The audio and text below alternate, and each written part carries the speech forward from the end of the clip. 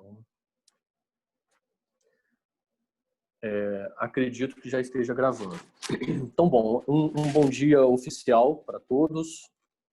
Sejam bem-vindos a esse mini curso de introdução à teoria quântica de campos à temperatura finita.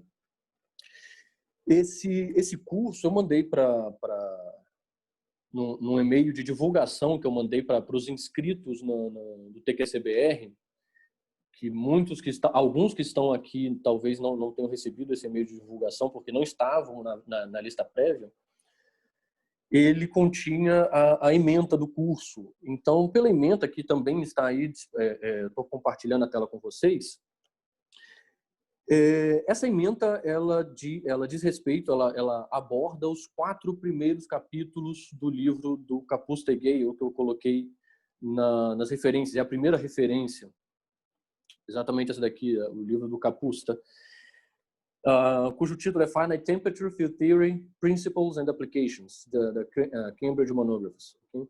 Eu vou utilizar um bocado também de coisas do Ashok Das, e mais para o final do curso, mas que também é um material muito bom, com uma abordagem um pouco mais moderna, eu diria, do Jean Justin, tem que falar assim, né, Judismar? Jean Justin. Que é um material que pode ser acessado de forma gratuita na plataforma Archive, e está aqui o código. Se alguém, por acaso, não tiver essa ementa, porque foi enviada já faz algum tempo, já tem umas 2 semanas, talvez, eu posso enviar depois da aula de hoje, a ementa, e vocês podem depois obter o material que vocês quiserem. Tá, ok? Pois bem, então, esse curso, ele é um curso de introdução e ele não é modesto, não é uma falsa modéstia. É de fato uma introdução à teoria quântica de campo à temperatura finita. Em que sentido? No sentido de que eu vou seguir uma construção análoga à construção que se faz de teoria quântica de campos. Ou seja, a gente vai construir a ideia da função de partição, integral de caminho, depois nós vamos analisar o caso do campo escalar, depois nós vamos ver campo fermiônico, e aí a gente vê alguns modelos particulares, como o modelo Lambda Phi4, que é bem típico, bem comum de se ver de maneira introdutória em teoria quântica de campos. E depois a gente vê o modelo de Yukawa, a gente vai discutir sobre regras de Feynman. Tá. Na ementa também, aqui eu coloquei, mas não está exatamente na ordem. Por exemplo, eu vou falar sobre regras de Feynman logo no comecinho aqui do terceiro capítulo. E aí, falando sobre regras de Feynman, a gente fala sobre o método perturbativo. E aí, é claro, naturalmente, a gente vai ver as divergências aparecerem, a gente vai discutir as divergências, mas propriamente dita no 4º capítulo do livro do Kapusta, onde a gente vai falar sobre as divergências, grupo de normalização, esquema de regularização, a gente vai construir uma ação efetiva consistente. Então, assim, digamos que esse mini curso ele vai tentar fornecer o mínimo básico sobre teoria quântica de campos à temperatura finita, e a dinâmica dele vai ser bem semelhante à dinâmica de um curso de teoria quântica de campos. Por isso, eu acredito que esse curso possa ser seguido razoavelmente bem para pessoas que já tiveram algum contato com mecânica quântica, tenham uma habilidade razoável com mecânica clássica na abordagem hamiltoniana, lagrangiana e tudo mais. Então, eu diria que então a abordagem hamiltoniana de mecânica clássica, e também um contato, um conhecimento razoável de mecânica quântica seriam os pré-requisitos assim, fundamentais para seguir esse curso, ou pelo menos para conseguir captar a mensagem principal desse mini curso. E nesse sentido, eu acredito que ele vai ser seguido, porque eu pude ver por alguns e-mails das pessoas que mandaram de inscrição de que essa turma aqui dos inscritos, ela é bem heterogênea, tem de tudo, tem alunos de graduação, mestrado, doutorado, professores já de universidade e de institutos federais. Então eu quero deixar bem claro também que eu vou me preocupar, acho razoável isso, né? Eu vou me preocupar bastante com os alunos, tanto de graduação, de mestrado e doutorado, que talvez, eventualmente, possam ter alguma dificuldade com relação a alguns pontos desse mini curso, tá bem? E algo que eu comentei no começo, acho que a maioria que está agora presente não pode não ter ouvido, o microfone de todo mundo, ele está desligado por padrão, eu configurei assim, mas todos, por favor, sintam-se livres para ligar o microfone e falar o que quiser, quando quiser, a qualquer momento, pode me interromper. A interrupção é sempre muito válida. Eu acho que eu não comentei muito sobre o primeiro capítulo aqui, que deve englobar talvez as 2 primeiras aulas, que é um capítulo bem introdutório mesmo. Eu vou falar sobre mecânica estatística quântica, numa abordagem quântica. A gente vai tratar os sistemas microscópicos numa abordagem quântica, e aí eu vou definir as quantidades básicas, eu vou falar sobre matriz de densidade, função de partição, vou explicar como que a gente calcula o valor esperado de um operador. A gente vai definir hoje ainda o ensemble microcanônico, canônico e o gran canônico. Nós vamos falar, aí a gente vai ver a diferença, né, da abordagem das partículas bosônicas e fermiônicas, qual é a diferença crucial entre elas. Tudo bem? Então, sobre isso nós vamos conversar um pouco hoje e talvez ainda na próxima sexta-feira. Então vamos começar falando sobre o ensemble gran canônico.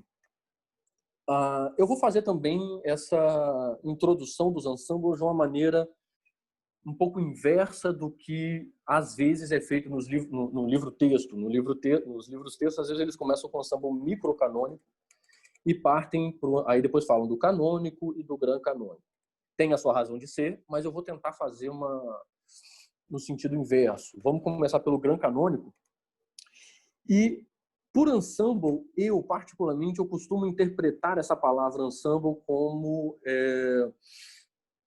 uma amostra do seu sistema. Você pode construir várias amostras que tenham as mesmas propriedades do sistema que você está estudando, e aí você consegue fazer um trabalho estatístico em cima desses ensembles. Então, no caso do ensemble gran canônico, ele descreve estatisticamente um sistema que está em contato térmico com um meio externo, ou melhor ainda, com um reservatório térmico.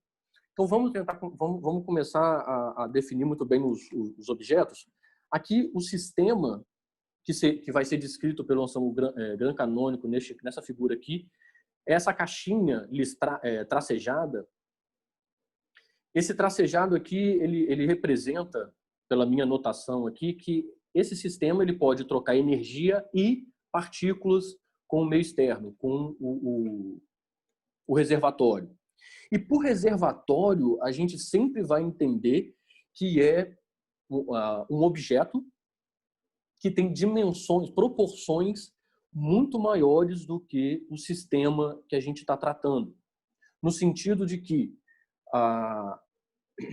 as características ou o estado físico do reservatório não é alterado pela presença, pelo contato com o sistema. Mas o contrário é verdade.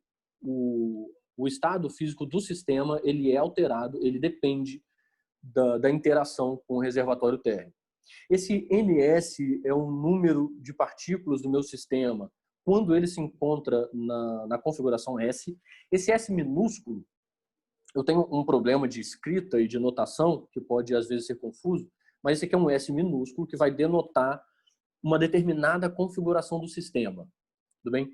O reservatório térmico encontra-se a uma temperatura T e o meu sistema termodinâmico ele se encontra a uma temperatura T igual à do reservatório térmico.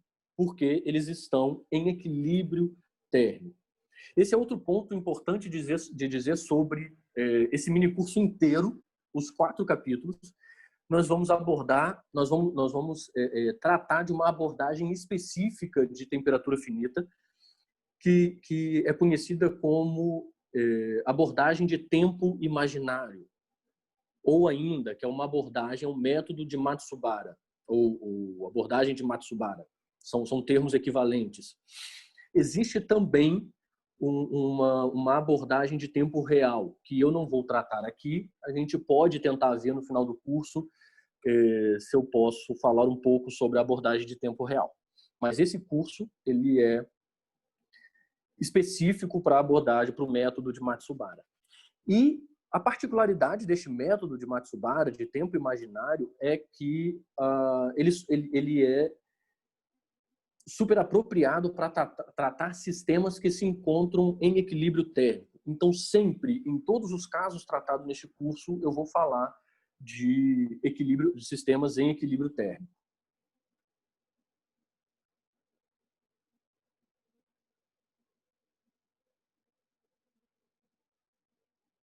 Apareceu alguma notificação para vocês aí? Eu acho que não, né? Está aparecendo no topo da tela aqui, tempo restante de 9 minutos e 8 segundos. De 9 minutos e 8 segundos? É porque eu comecei, eu tive que entrar um pouco antes, por isso que ficou assim. Sim. Tudo bem, então meu cronômetro não funcionou aqui também não. Mas bem, então eu vou falar mais um pouco sobre o ensemble microcanônico, até que termine a aula.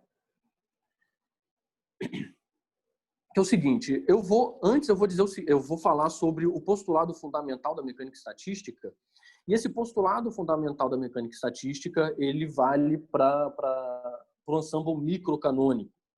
Eu vou fazer um pequeno salto, mas vai ficar claro por quê. Ele é válido para sistemas descritos por um ensemble microcanônico, e ele diz o seguinte, que para um sistema em equilíbrio térmico e isolado, um sistema isolado e em equilíbrio térmico, todos os microestados acessíveis são igualmente prováveis. Eu vou voltar a falar sobre isso e vou explicar isso muito bem quando eu falar de ensemble microcanônico. E, além disso, nós vamos utilizar o princípio geral da mecânica estatística de que nós somos permitidos, a gente deve utilizar toda a informação disponível sobre o sistema, mas somente ela. Isso vai ficar claro no sistema descrito pelo ensemble microcanônico, porque a gente, nesse ensemble microcanônico, para um sistema isolado, a gente pode definir a entropia dessa forma que é a entropia de Boltzmann. E essa entropia de Boltzmann, ela é máxima e ela é um resultado direto desse princípio geral. A gente vai discutir também, a gente vai ter uma aula para poder discutir sobre a entropia, segundo a lei da termodinâmica, e a gente vai ver que a entropia de Boltzmann ela leva à maximização da entropia. E isso devido ao princípio geral de que a gente somente vai utilizar as informações disponíveis. Isso porque a gente pode interpretar a entropia de Boltzmann como a falta de informação associada à distribuição de probabilidade. Ou seja, imagina que você conhece as informações sobre os sistemas, algumas, e você resolve supor a existência de mais informações.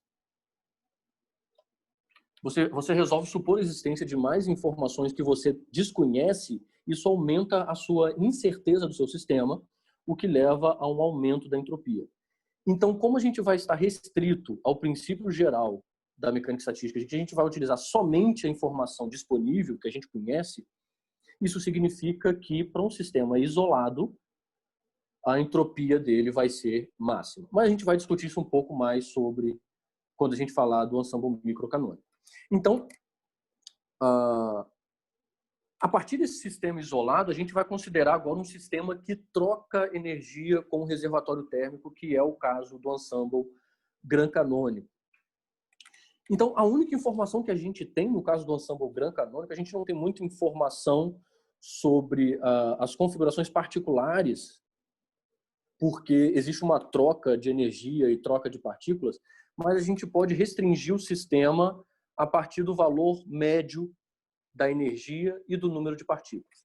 Nesse ponto aqui do curso, eu quero só que aceite essa nomenclatura de energia média, que vai ser dada pela soma de todas as possíveis configurações da energia numa determinada configuração S, multiplicado por esse PS, que seria o peso estatístico, ou uma distribuição de probabilidades normalizada. Eu vou falar em detalhes sobre cada objeto desse daqui.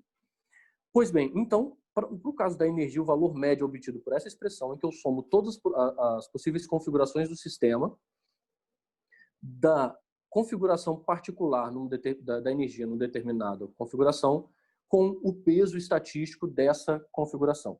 Eu posso reescrever essa expressão definindo multiplicadores de Lagrange, no caso aqui, beta e teta. Isso porque eu posso escrever esse peso estatístico na forma de um peso de Boltzmann. A gente pode escrever esse PS como sendo exponencial de menos beta ES, e para o caso do número de partículas, eu posso escrever o PS como sendo exponencial de teta NS. Ou seja, se eu derivar com relação a esse parâmetro beta e com relação ao parâmetro teta, eu consigo reescrever essa expressão, essa multiplicação de ES vezes o peso estatístico. Esse peso estatístico, eu disse que ele é normalizado por esse fator Z, que eu vou chamar de função de partição. A gente ainda tem um pouco mais de 3 minutos, eu consigo terminar o ensemble microcanônico. Então, portanto, eu consigo esse Z, ele vai ser escrito como a soma de exponencial de menos beta ES menos mi vezes NS, que é o número de partículas da configuração S. Esse mi ele aparece porque eu escrevo esse multiplicador de Lagrange como sendo beta vezes mi. Repara que, por enquanto, beta e teta, e, portanto, o parâmetro mi também, eles têm uma interpretação somente de multiplicadores de Lagrange, que vão impor essa condição em cima do valor médio da energia e em cima do valor esperado, o valor médio do número de partículas. Por enquanto, esses conceitos podem soar um pouco jogados, né, um pouco superficiais, mas eu vou falar com cuidado a respeito desses valores esperados, valores médios. Bom, olhando para aquele peso estatístico... Oi, eu tenho uma pergunta. Sim, por favor. Você fala de multiplicador de Lagrange, mas você está supondo um problema de maximização, de extremização em alguma grandeza, né? Na verdade, aqui nesse caso, eles estão servindo simplesmente para você impor o vínculo. E o vínculo ele está em cima da energia média e do número de partículas. Porque, digamos que o reservatório térmico, no caso, seja o seu experimento que você está lá medindo o seu sistema. Então, o contato que você tem com o seu sistema são parâmetros macroscópicos. Então, é uma imposição de vínculo, nesse sentido que a gente introduz os multiplicadores de Lagrange. Desculpa, mas qual é o vínculo, exatamente? É o valor médio da energia, em particular, e o valor médio do número de partículas. Eu poderia escrever, por exemplo, E0 e N0. São valores fixos, são os valores médios da energia e do número de partículas. Tá. Obrigado. Tudo bem? Bom, em outras palavras, você utiliza beta e teta para poder calcular o valor médio da energia e do número de partículas. Okay? Em princípio, você tem a sua função de partição, você tem a distribuição de probabilidade que é dada pelo peso de Boltzmann, e com isso você consegue calcular o valor médio dessas quantidades utilizando os multiplicadores de Lagrange. Você pode observar também da maneira inversa. Ok? Então, tenho 1 minuto e vou finalizar aqui